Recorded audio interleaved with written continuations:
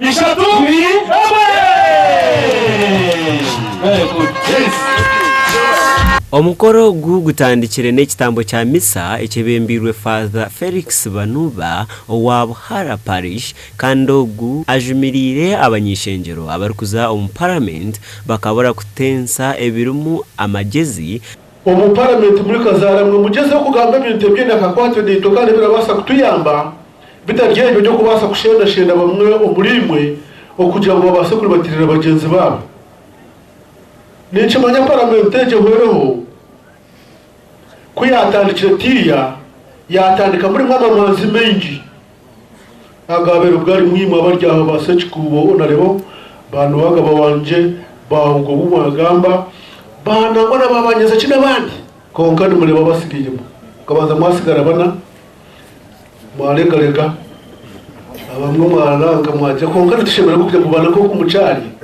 mwana mwatugarukira mu parliament tiko. Winfred Nwagaba asimira abantu ba Ndorwa East ahabo bwesije kandi yabashaba kubashabira ishengero eri 10 okufaza bunimba yagamba leyo kushabira abo kwani yera ayombeke Uganda ninge kagishenya ko parliament ya mushanju ya gishenyi nyenda kubahaniza nti ndyawo mu muryabo abarireba ngo twakorebera jiro twabajwekera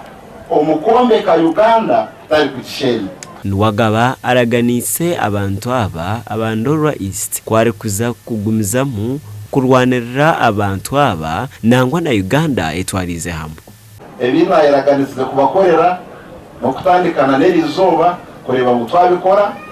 twayikiriza omarama bwitu obo kutungura constituency yitu kongamba shaba mutindi kuza kubikora nyenkana family nza kubikora nimwe mu mpira mani ganyu no bahisi bwanyu. Abataka abashyikire aha mukorogu bashabire abebembezi gukora ahankuto n'amarwaro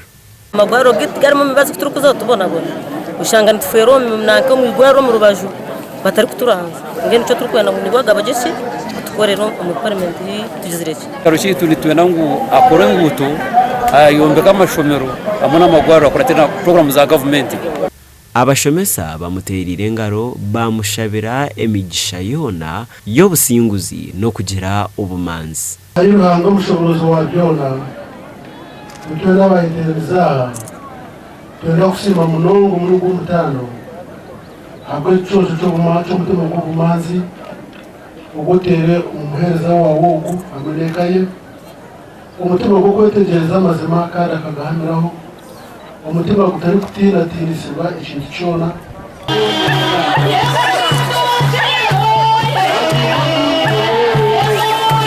gasha kwa Uzia Tusasire.